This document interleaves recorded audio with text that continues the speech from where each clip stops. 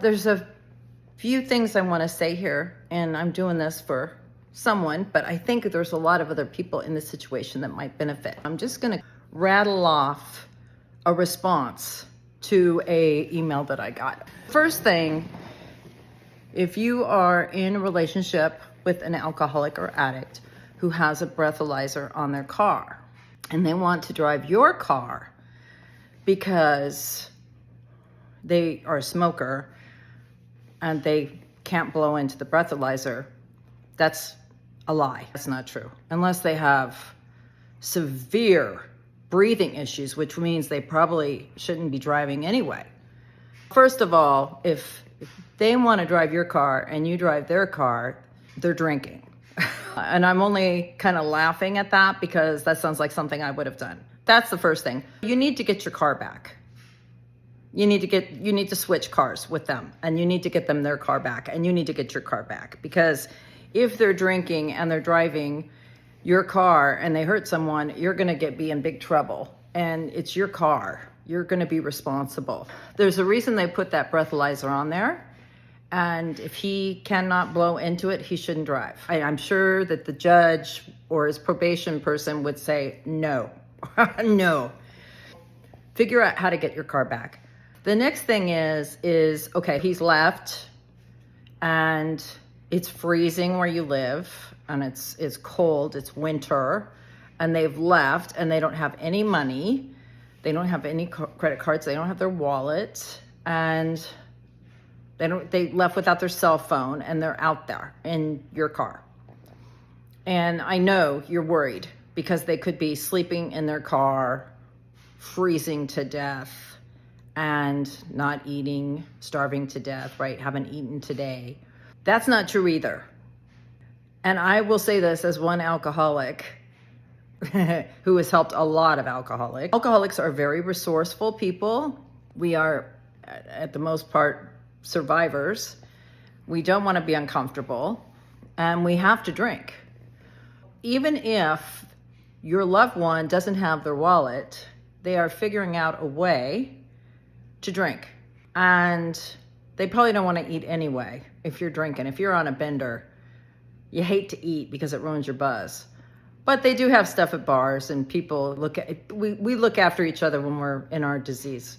And we're not going to sleep in the cold. We're going to sleep in the cold maybe one night, but then we're going to do something. And even worst case scenario, as a grown human adult on the planet with no other issues, as crazy as alcoholics are, we will take care of ourselves. We are adults, and we will crash on someone's couch, call our parents, call people we haven't seen for years, con a stranger. Worst case scenario, they end up going to the mission and getting a cot at the mission with some food. That's a good option.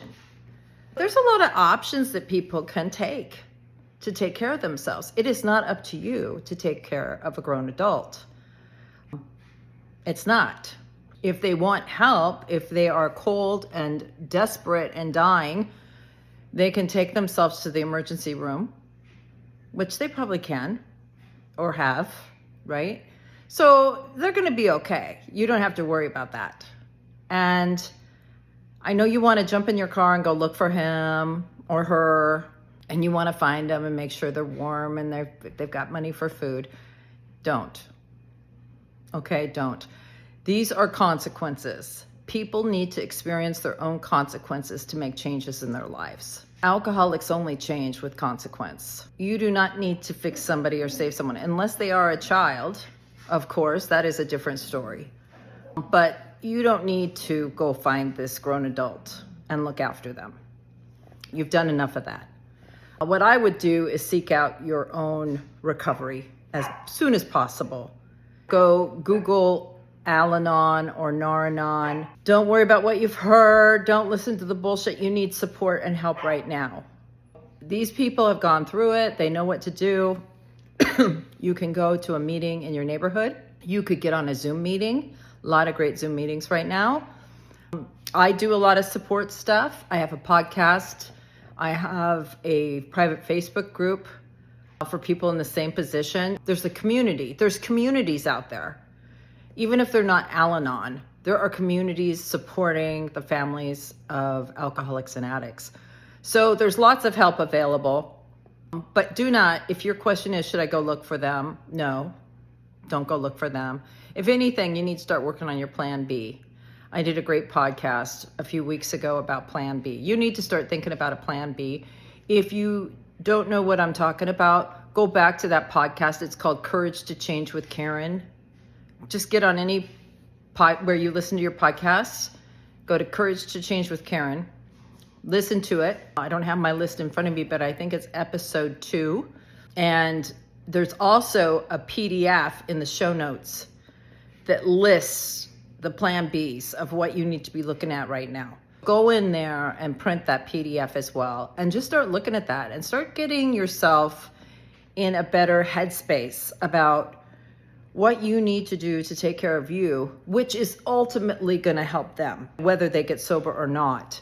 But they're not going to get sober if you go look for them taking blankets and some money. It's just going to continue. It might be good for a day or two, and they might say they're never going to drink again. But unless they're getting some help and taking some action for themselves, you cannot do it for them. I know this is very hard. I talk about this a lot. I've got a tons of stuff on my YouTube channel for family and friends. You might want to look at that as well. Just everything's under my name, Karen Gardenier. Just keep in touch with me and let me know if you have more questions. But otherwise, dive deep into self-help.